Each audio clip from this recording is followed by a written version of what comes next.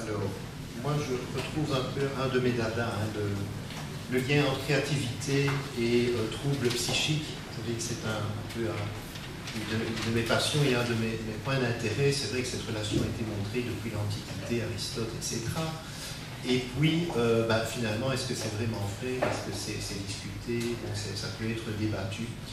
Et ce qui est intéressant, c'est de voir les Scandinaves. J'ouvre et je ferme la parenthèse, que les Scandinaves sont absolument remarquables parce qu'ils ont des données épidémiologiques fabuleuses. Ils croisent à peu près tout ce qui peut exister, puisqu'ils ont des registres de tout. Ils ont des registres de n'importe quel médicament que vous prenez à n'importe quand, de telle maladie pour laquelle vous auriez consulté, d'où vous avez été scolarisé. Enfin, il y a des registres pour tout.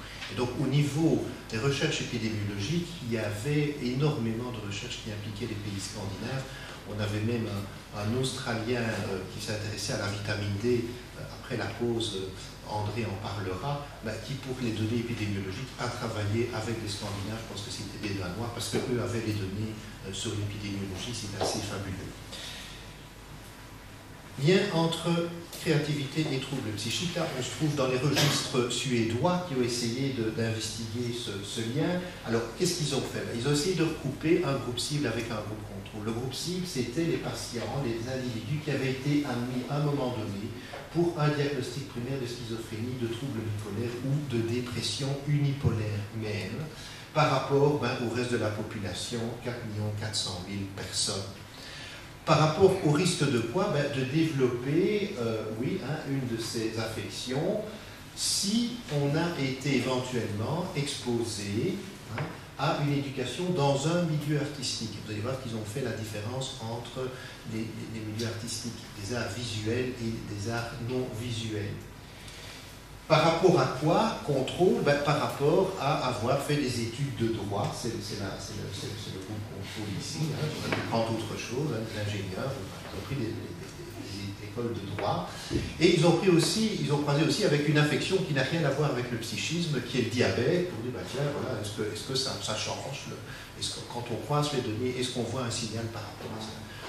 Évidemment qu'il ne faut pas interpréter ça en termes de causalité, c'est pas parce qu'on a fréquenté une école de droit que ça ferait qu'on développerait plus peut-être une infection psychique, mais peut-être que quand même, dans ce qu'on appelle la pensée divergente, l'ouverture d'esprit, il y a peut-être quand même un lien entre le fait d'avoir un intérêt pour les arts ou peut-être une prédisposition par rapport à ces affections.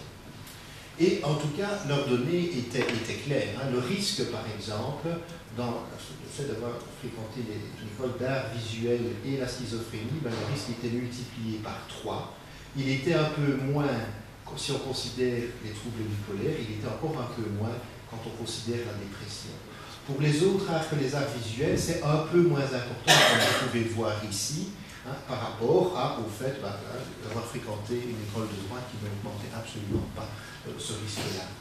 Et pour l'affection au contrôle qui était diabète, oui, ça va, le fait d'avoir étudié dans une école d'art visuel n'augmentait pas le risque par rapport au diabète. Donc, tout est évidemment dans l'interprétation, mais ce sont des données qui sont quand même intéressant, puisque je vous dis, il y a des études d'imagerie dans la population générale qui montrent qu'en termes de connectivité cérébrale, en termes de cohérence dans la myélisation, au plus il y a de la créativité chez un individu, qui n'est pas nécessairement artiste d'ailleurs, vous pouvez être créatif dans vos loisirs, dans vos boulots, au plus il y a de la créativité, moins il y a de cohérence axonale.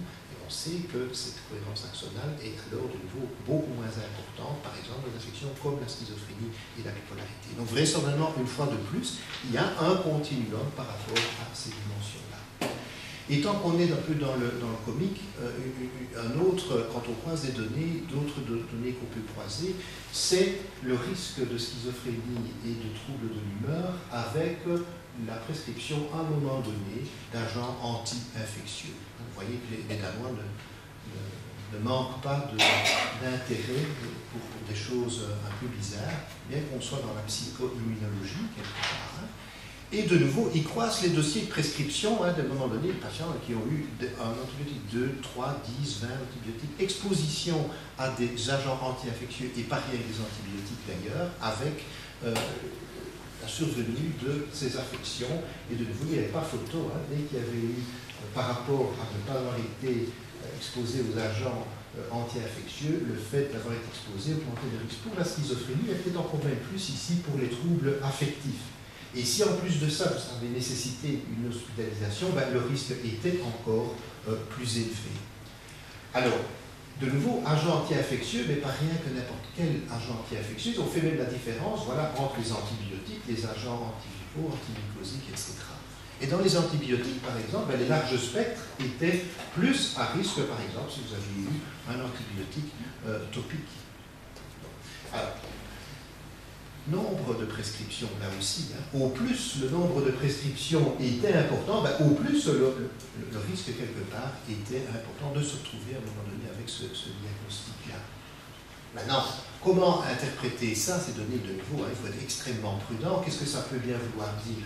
Est-ce qu'il y aurait un rôle de l'infection, de l'inflammation dans la genèse de troubles psychopathologiques? Ben, en psychoimmunologie, on s'y intéresse drôlement quand même à ces affaires-là. Hein.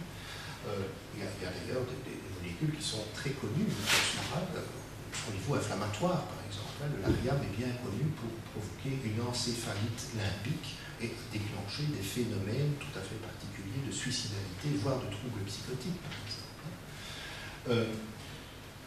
Des agents anti-infectieux pourraient aussi affecter le microbiote, et on s'intéresse de plus en plus au rôle du microbiote dans toute une série d'affections, notamment psychiatriques. Ça pourrait être aussi des gènes associés aux maladies mentales qui pourraient prédisposer aux infections. Et peut-être que c'est rien de tout ça, que peut-être ce sont des épiphénomènes dus au style de vie, au stress psychologique qui ont à un moment donné qui interfèrent avec ça. Donc, très grande prudence de nouveau dans l'interprétation de ces données, néanmoins, c'est quand même interpellant, et donc je